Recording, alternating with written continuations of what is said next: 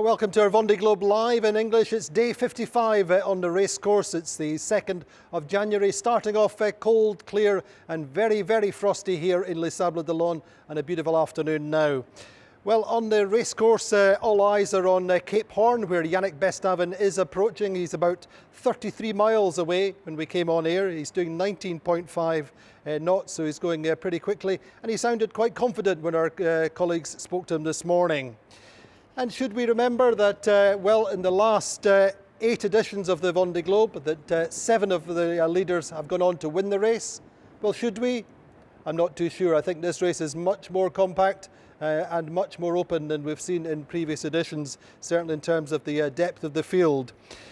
Meantime, it's never been so competitive. Charlie Dallin, meantime, is about 10 or 12 hours behind the leader just now. He's going well and got every chance of catching up a few miles when Bestaven slows in the towards the Falklands. 140 miles to the Falklands after the Horn, and it's getting a little bit lighter. So there may be a little bit of a compact situation with the fleet there. A few little gremlins are surfacing in the fleet. Meantime, Isabelle Joschk and Pip here have pilot problems at pretty much the same time, albeit 1,800 miles apart in the fleet just now. The wind indicator on both boats has ceased to work at the top of the mast, and so they're both trying to work out fixes at the same time. And my guest, meantime, today is correspondingly Paul Larsen, who's with Pip here's team. He's a seasoned ocean racing campaigner with everything from ocean racing maxis right down the size scale, and he happens to be also the holder of the world's speed record with Vestas sail rocket at 63.5 knots. It's so far ahead of the competition that nobody's really tried pretty much since then. And Paul, as I say, is working with Pip, a massively experienced technical sailor, and he's helping Pip at all the way through. But this is going to be a pretty tough day for the Medallia team, and I think we're joining Pip just now. Pip, how are things on board Medallia? I feel better. You've had better. What's the status just now? You have this problem with the pilot. So my pilot's fine. I just don't have consistent wind data. I lost my spare wand from the top of the rig, like first week of the race in that big front, and then my main wands yesterday. Absolutely no idea what happened to it. It's just completely seized up. So I've been trying to get a wand, my emergency wand at deck level going. And that's just not, I've got intermittent data in and out from that. It's not consistent enough for me to be able to steer to wind. So my pilot will work, but only in compass mode. So there's a performance issue there, but also I don't have the wind data to make the good decisions. And I've been pushing quite hard. I've been sort of trying to stretch out towards, making sure I'm always on my polars and making good decisions about sail changes. And my wind data is crucial to all of that. Otherwise, I'm just sailing the boat by feel. And so, I'm really fighting to try and get something. Even if I get the deck level one sorted, then it's going to be a form of data, not as good as the top of the mast, but it's fighting me back at the moment. A little bit of a compromise situation then just now.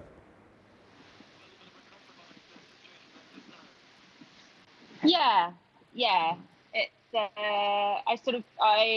I worked on it most of yesterday, and then I thought I had it up and running, and just as it got dark, it fell over. And I worked all night, and I've had about 40 minutes sleep. It's got light again now, and it's also so we're expecting this little wave to develop behind us. It's just got light. We're at quite a crucial phase in terms of needing to jibe soon. The sea's going to start building. It's all happening at once. So I need to try and get something sorted in the next couple of hours if I can. Well, listen, Pip, we're going to bring in a voice who will be much more welcome than mine. Coming in for you, Paul Larsen is joining us live today.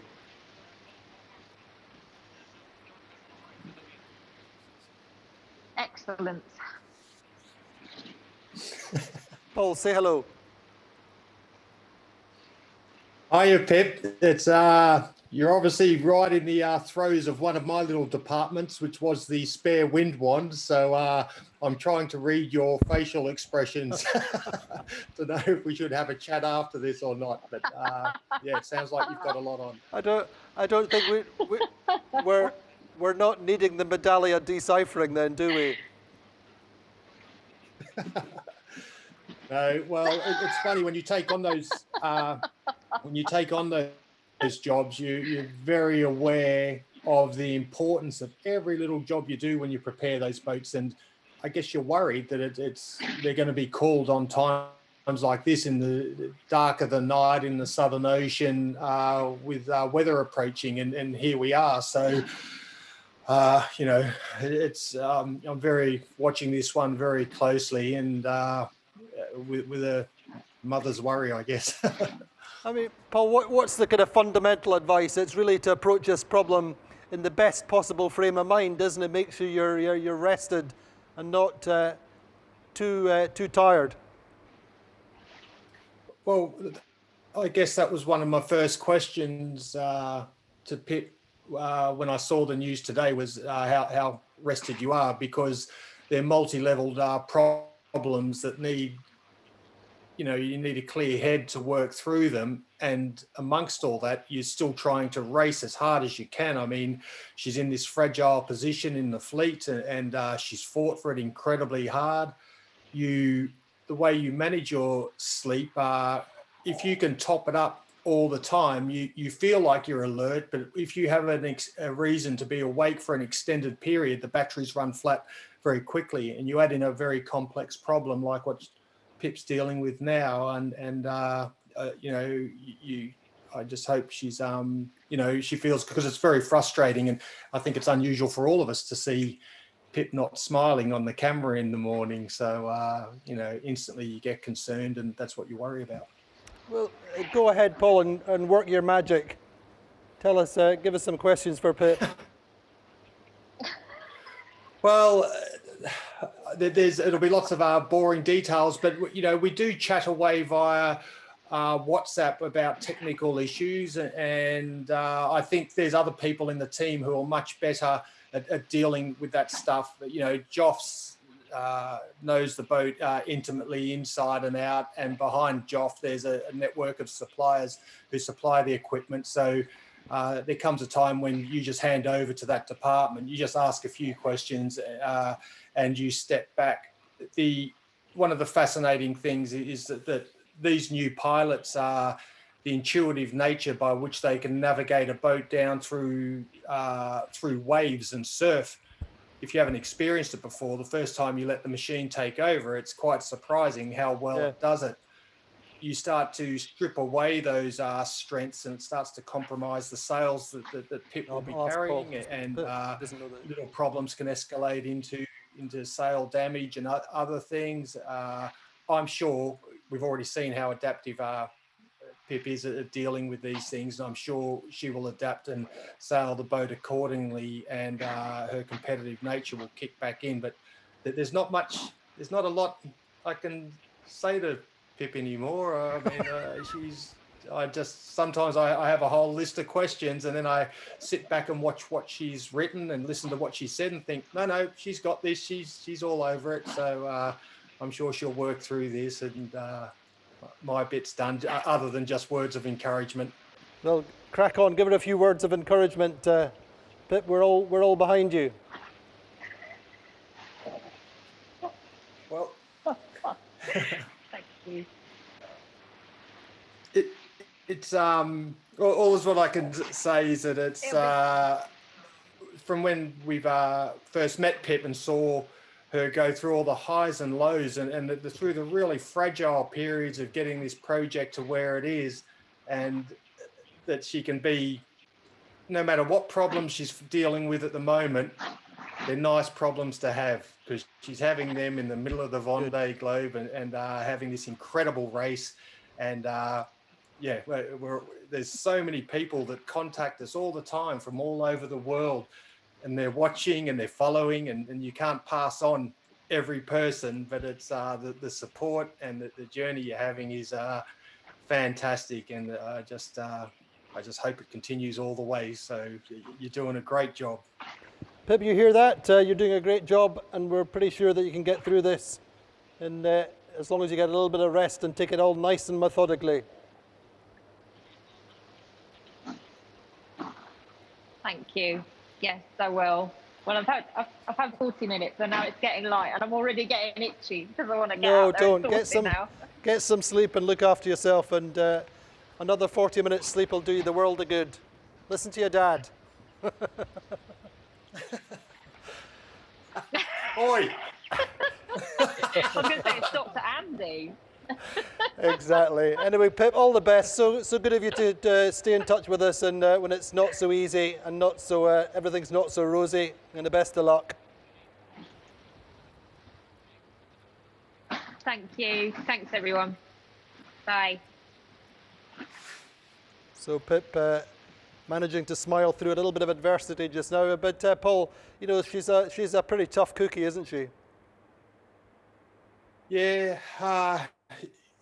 she is. And I only met Pip just before the last Fastnet race when a friend, Nick Bubb, couldn't do it. And he called me up and said, do you want to go and do this race with Pip? She, she has no budget, and she's got this old boat, and I'm familiar with the boat.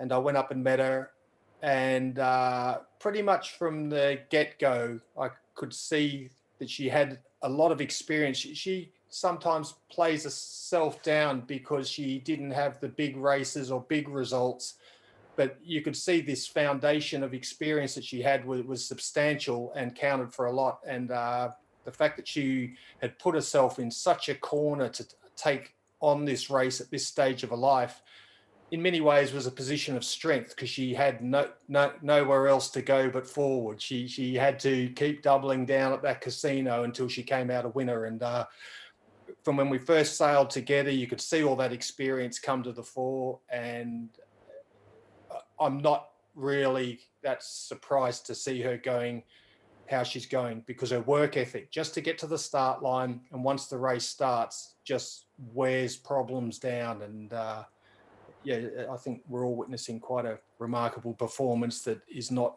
by luck. And what was your role pre-start, Paul? Well, Joff Brown was, running up. He's the boat captain, and he was doing the body of work of preparing all the boat for the big picture. And I guess I was sort of just floating around, taking on certain jobs and watching and just maybe asking questions from outside about certain aspects of it. But for me also, this was my first time helping prepare a boat for this race. It's on the bucket list of things to do, to be a part of a team. So many of the people I've been involved with sailing, whether project managers or whatever, have a back history of the Vendée Globe. It features, and so I wanted to be a part of that. So I was learning a lot as well, and I'm still learning watching the race unfold now. But departments like little jobs like wind wands and emergency hatches and stuff, every job is critically important if they are called upon in this race. If that front hatch breaks, if that wind wand comes off, if those lazy jacks drop the boom on the coach roof, and you start to look at every job and really think deeply about all the scenarios that might come into play and how they might escalate. It's a fascinating, because you wonder, how long can you work on a boat? How much time can you spend preparing it? But with these boats, it takes attention to detail. I guess you're also keeping an eye on Pip and make sure she's having a good time, and trying not to add to her problems and take problems away from her, so she can focus on preparing herself and enjoy the whole experience of doing this race. And of course, this year we had the twist of COVID and everything, and an empty race village and a lockdown. So it was quite interesting times. When you step off the boat, it's very surreal. 6 minutes before the start, you've launched this amazing glider from the top of a mountain that has to fly all the way around the world, and then you stop touching it anymore, and you just wonder if it's going to make it and go all the way and deal with all the adversity. You jump in the rib and turn away and go back to Les Sables d'Olonne. And since that time, Pip has been living in this bubble non-stop. Every little detail that we prepared her with, she's now living with and taking around the world. It's a fascinating undertaking, and it almost gets more overwhelming the more we get into it. It's just amazing to watch. I'm just hoping today's problem is she's had a few problems that become yesterday's problems, and we move on. And certainly hope that's the case with this one. Indeed, we do. It's funny. There's a lot of empathy between the sailors. The way they all talk about each other and hope and wish everyone's well. And I joke about it because I know just underneath that there's hugely competitive spirits that want to destroy them as well. But I guess I appreciate that empathy more and more because they all appreciate how much work and passion each one of those sailors is carrying with them, and their goals and dreams and ambitions, can all be tied up in one little failure or letdown or random impact. It's very evident all the way through the race every day. And I say one sailor who's having the same problem just now as Pip is Isabelle Josh on board MACSF, and this is Isa earlier on today. I'm navigating downwinds with the Jennaker, and this is not very easy for me since I lost my wind information. I don't have any wind information for my autopilot. So sailing has been difficult, more difficult now than before. And I think until the arrival it will be very, very hard because I will have less sleep, and I will need much concentration. Just checking the autopilot and the route of the boat.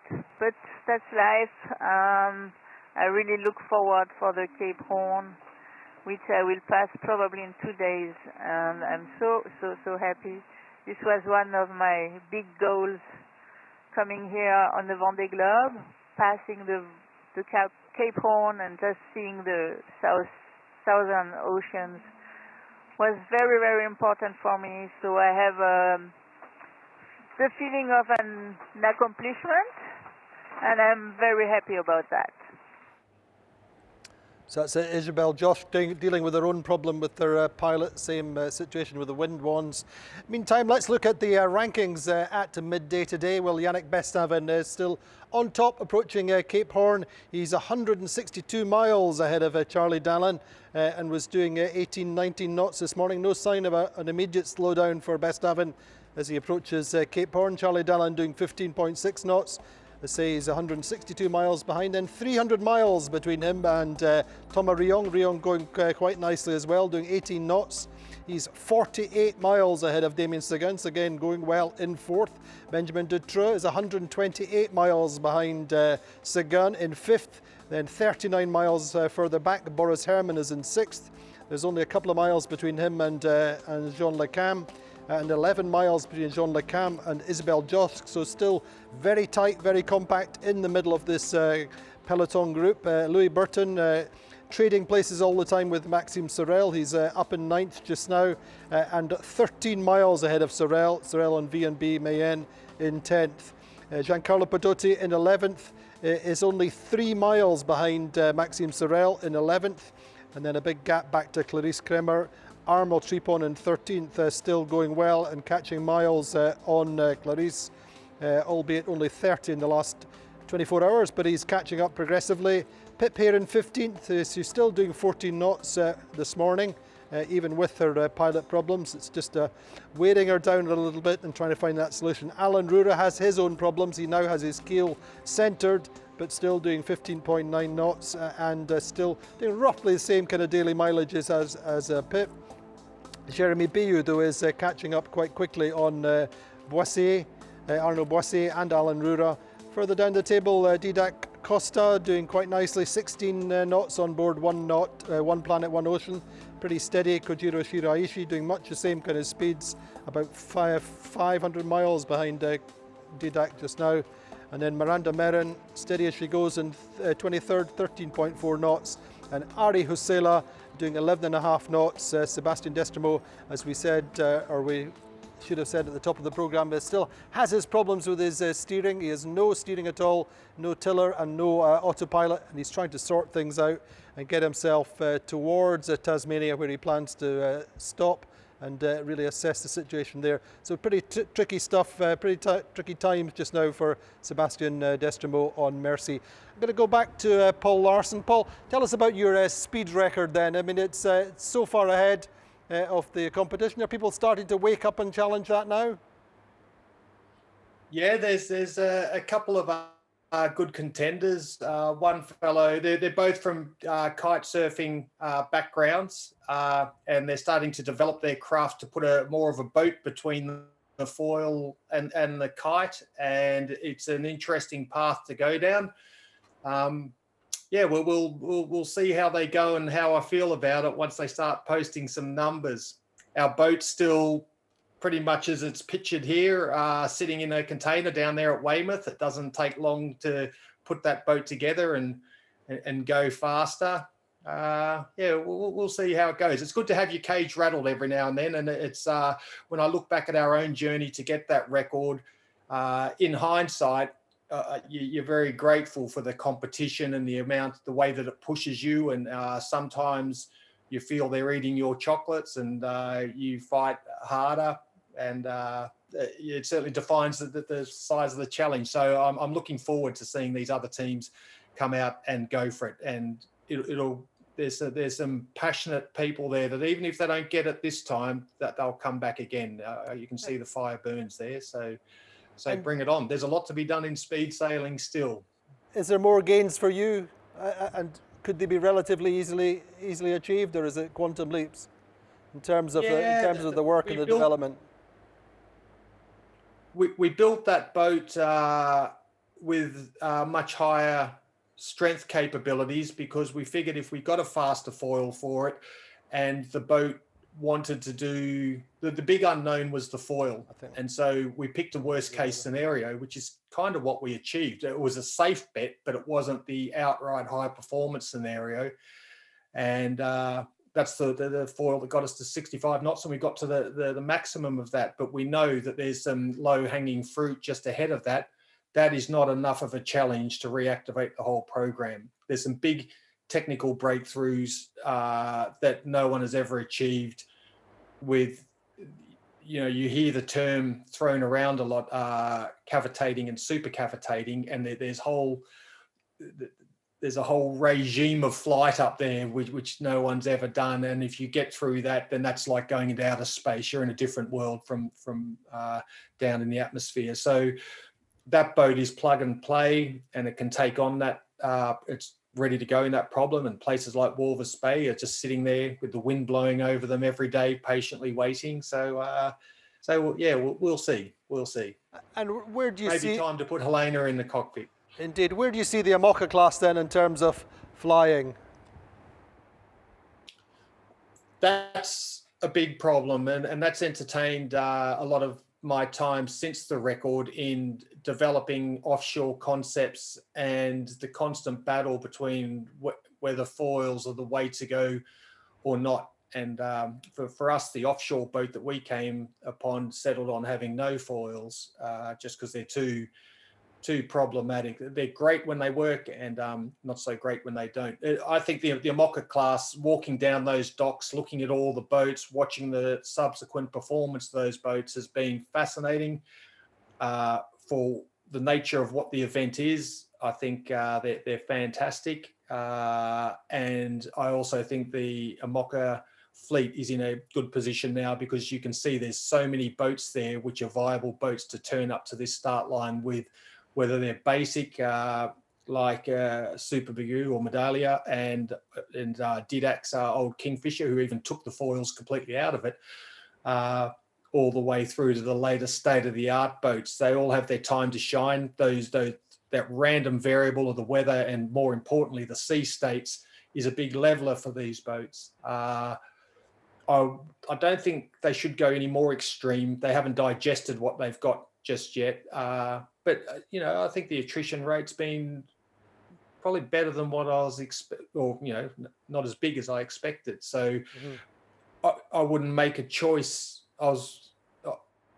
decision until after I watch this race unfold, and we still haven't seen a huge leg of this race, which is back up the Atlantic, which will be equally fascinating. But no, I think the class is doing pretty well at the moment. I think it's looking pretty healthy. But if you had an unlimited budget, would you build a new boat? No, I wouldn't build a new boat. No, I'd get one of the good platforms now and focus on spending time and making it reliable. It's building a new boat is just it just takes a long time to develop all those systems and get them up to speed. And even some of the boats that have done it well with enough time still have random problems. But even random problems have to be factored into a successful campaign here. No, I wouldn't be building a new boat. I think you've got to have something pretty ready to go 4 years before, and then you just refine. Good, Paul. So good to speak with you. Thank you so much for joining us. Hopefully you'll join us again over the course of the race, and hopefully things work out for Pip, and she keeps going as well as she's been going on Medallia. So that's all the time we have today for our Vendée Globe Live. Tomorrow we'll join us for the flash this evening for sure. We should have some rounding times, I hope, for Yannick Bestaven. Should go round over the course of the afternoon, perhaps even just during our flash, you never know. But join us tomorrow. We'll have a little bit of a Cape Horn focus, slightly different. We're going to have Conrad Humphreys on board with us. He'll be talking about the situation with the Mutiny on the Bounty, with Captain Bligh, who took his sailors round Cape Horn from the opposite direction, and a little bit of a life behind the curtain in these days. So join us tomorrow. Any questions at all, do post them on Facebook, Twitter or Instagram. We'll see you tomorrow.